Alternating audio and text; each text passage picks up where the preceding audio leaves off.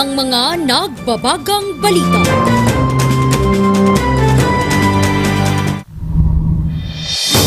Ilang residente buwis-buhay sa pagdaan sa Quezon Road.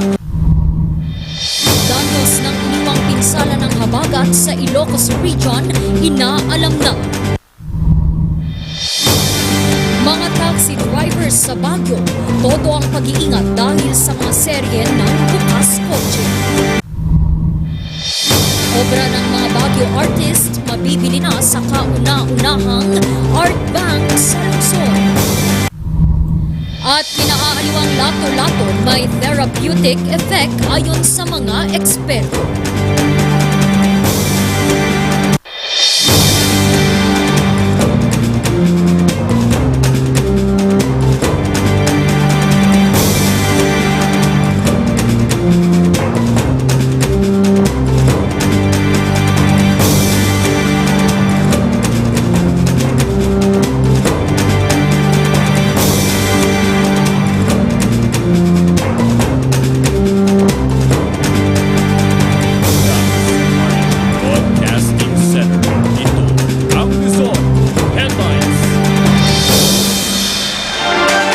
Magandang hapon, Northern Luzon.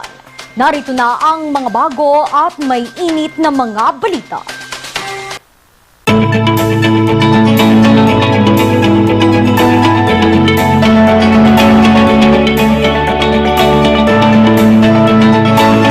Hindi muna maaaring daanan ang parehong lanes ng Quezon Road, partikular sa Camp 6 Tuba Benguet dahil sa gumuhong mga bato.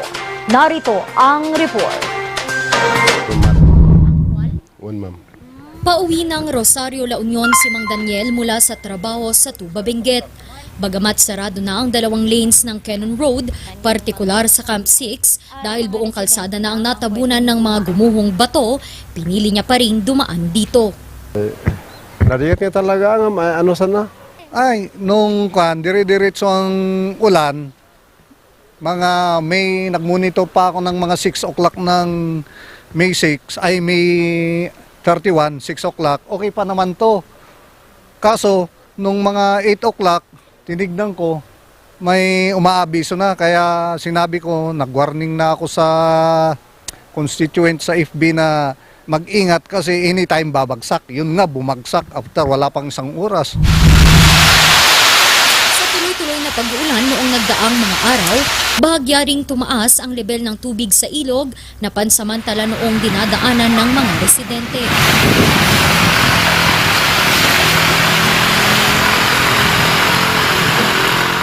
Siyempre, marikatan kami at siyempre, nga makabala si Tilugan. Awan ti pagdala ng Piman Ijebo ba, aground magnada ti Marcos Highway, adayo di jayon. Gumagawa naman na ng alternatibong ruta sa ilog ang barangay para madaanan ng muli ng mga sasakyan. Bagamat ipinagbabawal na ng barangay, pinipili pa rin ng ilang mga residente na isugal ang kanilang mga buhay sa pamamagitan ng pagdaan at pagtawid sa nagbagsakang mga bato. Malayo nga naman kasi kung iikot pa sila sa Marcos Highway. Kahit delikado, dito rin dumaan ang gurong si Joanne. Pumasok kasi ako kasi meron akong ayusin na report sa school, kaya kapilitan na. Wala kaming magawa, kaya take the risk talaga. Ayon sa barangay captain, sisimula ng DPWH ang tiering operations kapag nagtuloy-tuloy ang pagbuti ng panahon. Ang naturang pagguho ay sa parehong lokasyon ng gumuhong itinatayong slope protection.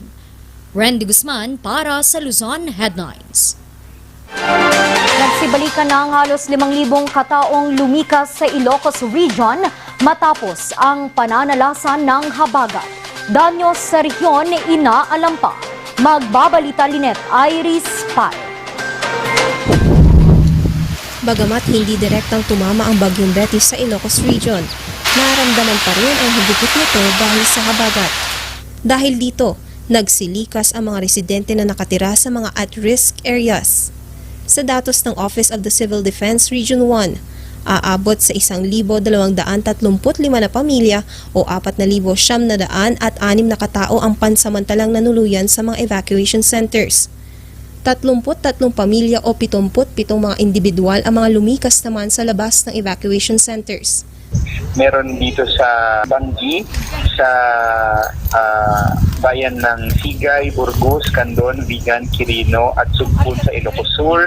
Sa Lawak naman po sa Pangasinan at dito po sa La Union ay yung bayan ng Balawan at San Gabriel. So ito po yung mga lugar kung saan nandito yung mga barangay na may mga apektadong populasyon. Sa monitoring ng OCD Region 1, naging maayos daw ang lagay ng komunidad sa rehiyon dahil sa pagiging handa ng mga Local Disaster Risk Reduction and Management Office. Base nga po sa datos na meron tayo sa mga apektadong komunidad ay sa probinsya po ng Ilocos Sur yung maraming mga apektadong populasyon. So, pero hindi naman po ibig sabihin na sila po ay nasalanta or malaki yung epekto doon sa kanila. Bagkus, isa po ito sa mga pamamaraan ng mga lokal na pamahalaan ng ating gobyerno para maiwasan po yung anumang pinsala. May mga nasira ring bahay sa Lawak, Pangasinan at San Gabriel, La Union. 6 na pamilya na nasa Lawak, Pangasinan at saka sa San Gabriel ay nabigyan po natin ng food packs at saka yung mga ibang kit. Yun naman pong sa San Gabriel, sa Quirino, Ilocos Sur, dahil sa tumaas ang tubig sa may river, nag-request din sila ng mga 975 na family food packs na para maidagdag dun sa kanila nang maibigay. Nilinaw naman ng DSWD Region 1 na may mga municipal at city social welfare and development office ang bawat bayan na nakahandang rumisponde sa mga naapektuhan ng bagyo. Sila po ay under sa mayor, ang local chief executive. Ang DSWD po, na kung saan ako ay nag-opisina, kami po yung national. So parang doon po yata na-confuse. So yun po. So ibahin po natin yun kasi meron po kaming mga programa na parang mas similar doon po sa local government, pero hindi po kami ang boss hindi ko po staff yung mga sa munisipyo. Inaantay pa ng OCD Region 1 ang report ng Department of Agriculture sa danyos ng habagat sa agrikultura sa rehiyon. Lynette Iris Paed para sa Luzon Headlines. Isa ka rin ba sa mga mahilig magsuot ng mga damit at costumes sa mga alagang aso at pusa? Ano nga ba ang dapat isaalang-alang dito? Alamin yan sa kwento ni Lynette Iris Paed. Taong 2004 nang magsimulang mag-alaga ng aso si Mark. Mula noon, sanggang dikit na niya ang 60 alaga nitong aso. Kabataan na may mga street dogs. So pupulutin ko yan, iuwi ko. So siguro sa akin na rin personally yung pagiging pet lover. Kaya ganun na lamang ang kanyang lungkot kapag may mga alaga siyang namamatay. Ilan lang yung alaga ko, 1 o 2 na pag namamatayan kasi ako, nadidepress ako. So may point talaga na gusto ko malibang. Pero bukod sa pag-aalaga, nahiligan na niyang isali sa pet fashion show ang kanyang mga alaga. Si Mark mismo ang gumagawa ng mga costumes. Ilan sa mga collection ng costumes ay gaya ng bumblebee na ito. Take note, yung pagsali kasi ng pet fashion, hindi lang naman dahil gusto mo. Dapat meron yung love tsaka yung mag-enjoy ka talaga. Pero ayon sa isang eksperto, dapat isaalang-alang ang bigat ng costume sa kakayahan ng hayop. Usually naman sa mga liliit, so dapat kaya din nila yung weight bearing nila. And then, sa mga malaki din, depende actually. Maaari kasi ito magdulot ng stress o sakit sa mga alagang aso. Kung hindi naman yung anxiety sa mga tao or kung hindi naman yung mga preparation din before sa fashion show, like yung pagkukulay, mga ganyan. At saka, yung kwan naman sa aso is, hindi talaga nila nature yung mga ganon. I-compose mo yung yung body system nila. Dapat bakunado yan kasi may expose ka sa mga iba't ibang aso. Lalo na ngayon, kalat ang virus like parvo and distemper. Patuloy pa ang pagsali ni Mark at ng kanyang mga fur babies para makapagbigay inspirasyon at tuwa sa publiko. Lynette Iris Paed para sa Luzon Headlines. Ang bahaging ito ay hatid sa inyo ng King's Vita Plus Animal Feed Supplement. Alagang King's Vita Plus, kikita ka na, aasenso ka pa. Susunod, mga taxi drivers sa Baguio City, todo ang pag-iingat dahil sa mga serye ng bukas kotse. Yan at iba pang mga balita, abangan!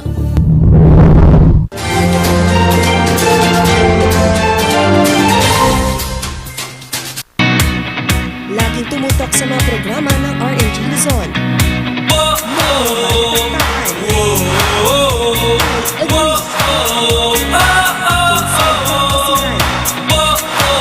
Luzon Headlines. At iba rin.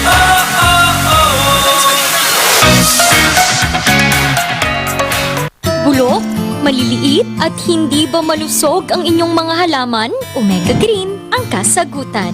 Ihalo lang ang 2 kutsara nito sa isang maliit na container at kaunting tubig. Pagkatapos ay ihalo sa knapsack sprayer at pwede na itong spray sa mga pananim. Meron itong nitrogen, phosphorus, magnesium, copper at zinc na tumutulong sa pagpapaganda at pagpapabilis ng tubo, pagpapanatili ng nutrisyon, mas malagong mga dahon at panlaban sa mga sakit ng mga halaman. Hindi rin ito nakasasama sa kapaligiran. Pwede rin ito sa kahit anong klase ng halaman, mapa-highland crops o lowland crops. Omega Green by Encam Agri-Marketing, the ultimate friend of farmers.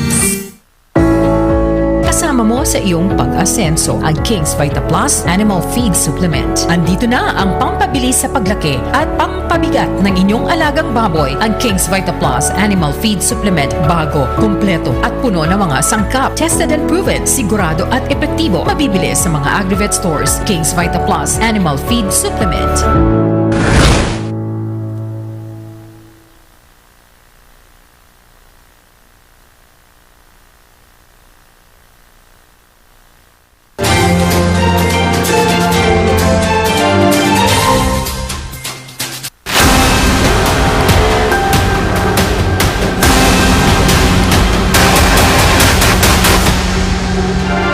Mas nag-iingat ngayon ang mga taxi drivers sa Baguio City dahil sa mga serye ng bukas kotse. Ilang tips upang makaiwas na maging biktima ng nasabing modus, alamin kay Charles Limor. Dito tayo sa Mena. Higit 1 taon pa lang nagmamaneho ng taxi si Dominic. Bagamat wala pa namang masamang karanasan sa pamamasada, nag-iingat pa rin ito. Ito'y matapos mapabalita ang serye ng insidente ng bukas kotse sa mga taxi sa lungsod. Yung mga barya ko lang sir, yung iniwan ko, pero yung mga buo-buo, yun, kinukuha ko. Mahirap na, baka nga may sandin ako. Hindi naman niya maitago ang pakikisimpatya sa mga kapwa taxi drivers na biktima. Yung taxi driver naman talagang kita naman natin na kung todo mamasada tapos biglang nanakawan lang ng ganun-ganun lang. So parang bilang isang taxi driver din, kumbaga parang may isip mo talaga na parang gusto mong gumanti pero syempre, Diyos na lang yung gaganti sa kanila. Gumulong na ang malalimang investigasyon ng BCPO sa 2 kaso ng bukas kotse sa Barangay South Sanitary Camp at Barangay Trancoville. Nagtutulungan yung mga investigators natin para po doon sa filing ng kaso. Then kailangan din po naman natin kasi yung mga witnesses natin, hindi lang based lang sa CCTV kasi may mga witnesses naman. So antayin natin, pero we assure nga po na yung pag-file sa kanila ng kaso, yun ang patutungan ng kanilang investigation, sir. Tiniyak naman ng Baguio City Police Office ang pagpapatrolya sa iba't ibang barangay sa lungsod, lalo na tuwing madaling araw. Naman po tayo nagkulang sa pagpapatrolya, no? Kaya lang po, yun nga po, may chances talaga kasi hindi naman steady yung beat natin sa isang area. Upang maiwasan ang anumang insidente ng bukas kotse, ibinahagi ni Bobot Lorenzana, isang driving instructor, ang ilang safety tips. So maglagay din tayo siyempre ng alarm system, mas maganda. Pero kailangan yung alarm system, i-check mo kung naka-arm siya o naka-unarm. Kasi kung minsan pumapalpak din yung mga alarm system natin. Kung maaari ay pumarada sa mga maliliwanag na lugar gaya ng street light o mga lugar na may CCTV. Pinakamahalaga sa lahat, wag na tayo mag-iwan. no? Mas sigurado 'yon. At yung mas madaling natutokso kasi yung mga magnanakaw pag nakikita nila yung mahalagang gamit diyan, ano? Ipinakita rin niya ang pinakaligtas na paraan ng pagpaparada. Kailangan ikambyo rin natin sa kung downhill dapat reverse, no? Sa reverse tayo, handbrake, and then lagyan pa rin natin ng block ng kalso sa likod. Sa ngayon, bineberipika pa rin ng Baguio City Police Office Station 2 ang karagdagang kaso umano ng bukas kotse noong madaling araw ng ika-28 ng Mayo sa 8 Tabora Street sa Barangay Lower Quirino Hill, Baguio City. Charles Nicolimon para sa Luzon Headlines. Target naman ng Department of Information and Technology na malagyan ng libreng Wi-Fi ang mga piling tourist spots sa Benguet. Magbabalita Lynette Iris Pai. Alok ni Melandi sa mga turista sa Mines View Park ang picture taking kasama ang kanyang alagang kabayo. Nagkakahalaga ito ng 50 pesos. Ang bayad pwedeng cash o through online payment. Maganda pag may internet para madali yung ng transaction. Mas mabilis. Pero minsan problema din yung internet pag yung signal. Mas gusto naman ni Helen ang online payment. Pero kung minsan, pawala-wala ang signal ng kanyang data. Dahil mas nakakabuti yun kasi ma'am. Yung mga iba kasi ma'am, wala po kasing mga load, ganun ma'am. Kaya mas okay yun ma'am. Nakikitang sagot dito ay libreng Wi-Fi. Ito ang programa ngayon ng Department of Information and Technology sa mga tourist spots sa Benguet. So with that list, in a matter of a few months, we've already put into the program that for the first phase, we will be able to deploy about 46 out of the 94 destinations that will be lightened with free internet connectivity. Kabilang sa Phase 1 ng proyekto ang probinsya ng Benguet at Baguio City. Ang connectivity is actually a very important factor sa turismo, no? So malaking bagay ito. And we have been actually waiting for this kind of development ever since. Malaking tulong daw ito sa mga negosyo sa mga tourism sites at maging mga turista. Ngayon kasi, if kung narinig natin yung mga nomads, you can work anywhere, wherever you are. So you can actually having fun or also immersing or being in a tourism destination, and you're also working, so you can bring your family with you, not missing anything kung saan yung origin mo because connected ka. Sa datos ng Department of Tourism Cordillera, 77% ng tourism arrival sa rehiyon ay sa Baguio City. 79% naman na bumibisita sa rehiyon ay mga domestic tourists. Napakalibagay. Kasi ang mga iba, ang motivation nila din to travel is that kung may Wi-Fi services, parang ito also a turn off. Kung paano yan, you will be isolated. So, we welcome this development actually. Malaking suporta raw ang libreng Wi-Fi sa patuloy na paglago sa turismo ng lungsod. Maliban sa Baguio at Benguet, maglalagay rin ng libreng Wi-Fi sa mga tourist spots sa Cebu, Palawan, Boracay at iba't iba pang tourist destinations sa bansa. Lynette Iris Paed para sa Luzon Headlines. Sa mga mahilig naman sa artworks at paintings, maaari nang makabili ng mga obra sa Art Bank ng Baguio City. Laking tulong daw ito sa mga local artists ng lungsod. Narito ang balita. Marami dito is grade 11. Dito grade 12. Samot-saring mga artworks gawa ng mga local artists ng Baguio ang nakadisplay ngayon sa Art Bank ng lungsod. Pero ang mga ito, hindi na lamang magiging display dahil bubuksan ng Art Bank para sa lahat ng nais na bumili. By next week, ito, every Tuesday to Friday muna, soft opening. Pwedeng mag-view dito from 10 o'clock to 4 o'clock in the afternoon. Hindi lamang daw kasi basta-basta hobby ang paggawa ng obra, kundi isa ring pantustos sa mga gastusin. Lalo pat obra ng mga estudyante ang karamihan sa mga nasa Art Bank. 7 years old. Well, ito po, I'd like to put emphasis, lalo na po yung mga estudyante. Makakatulong tayo sa mga estudyante at saka na mga parents and guardians to support their schooling. So, if, may nabenta sa kanilang mga artworks, makakatulong para sa kanila. And for those already out of school or nag-graduate na, it could be a source of your livelihood, no? Malaking bagay ito sa estudyante at art enthusiast na si Tikyaro.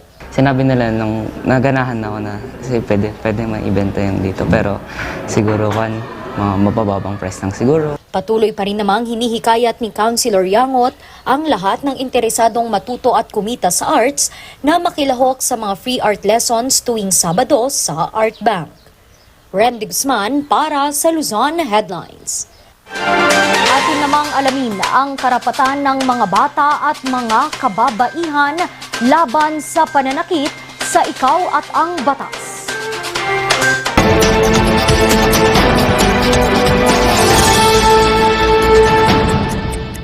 Yung ating violence against women and children, no? Republic Act 9262. And on the title alone, parang exclusive siya. Women and children lang ang apektado dito sa batas na ito.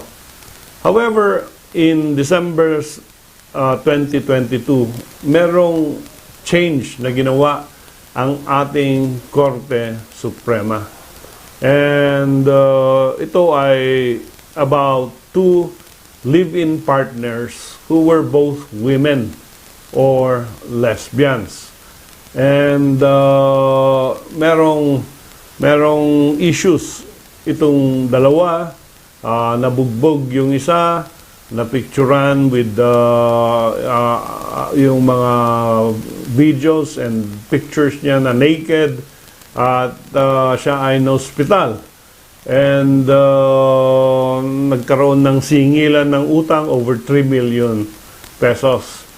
Ang isa sa kanila ay naghain ng kaso sa Antipolo City, no, ng violence against women and children.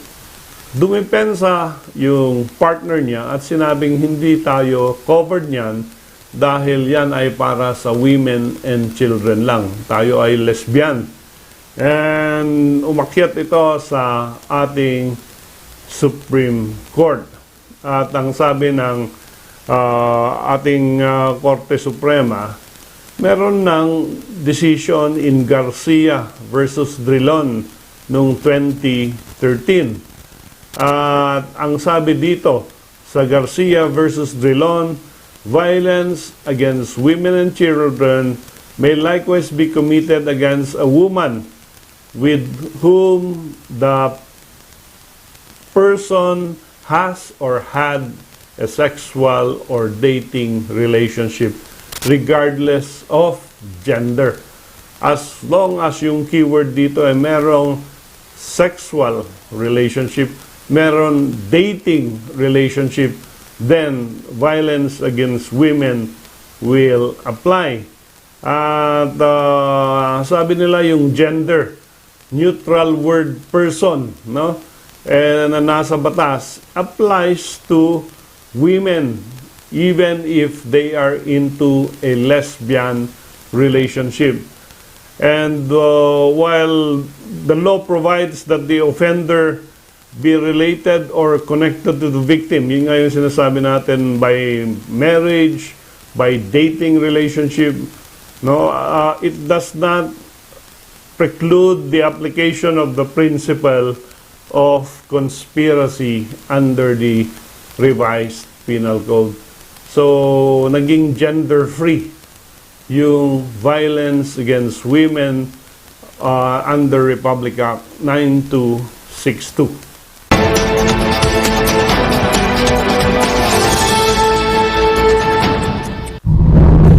Susunod, kinaaliwang lato-lato may therapeutic effect ayon sa mga eksperto.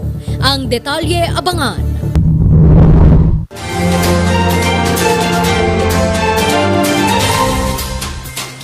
Sa music ng batang 90s, para natin ang itrahan. Yung batang 90s guilty, di ka magsisisi, promise. Sa music ng batang 90s. Plus. Get that head start and vamp up with the Regional News Group Luzon. Advertise now and reach your target market. Achieve success and call us at 074-637-3947 or through our mobile number at 0960-289-2454. Send us a message at rngluzon@gmail.com. Seize the opportunity with the Regional News Group Luzon.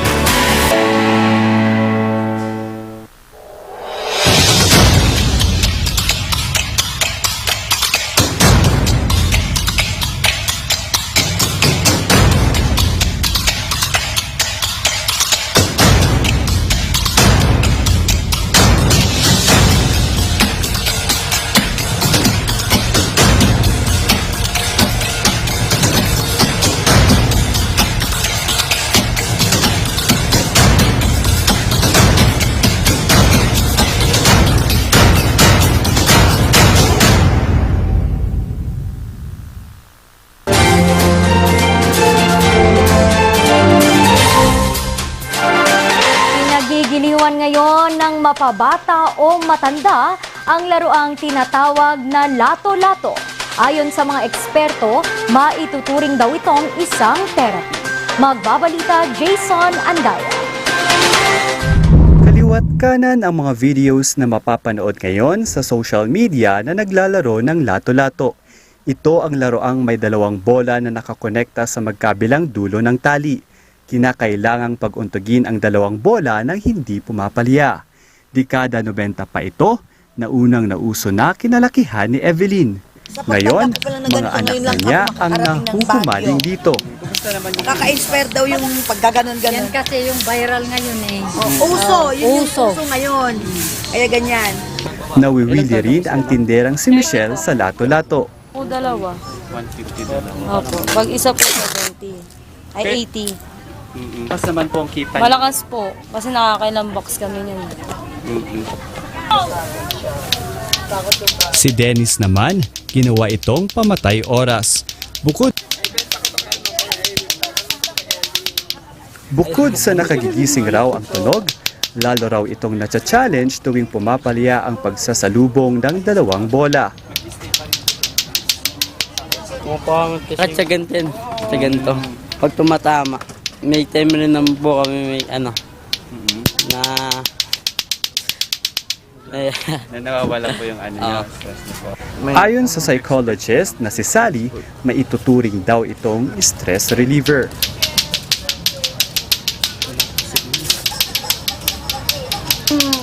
It's like a knocking sound, di ba? Yung parang continuous knocking sound siya na parang drum-like ang dating, hindi ba? So kumbaga parang may particular rhythm siya, no? May mga ibang tao no na this particular rhythm kasi, no, yung parang dire-diretso ba na rhythm.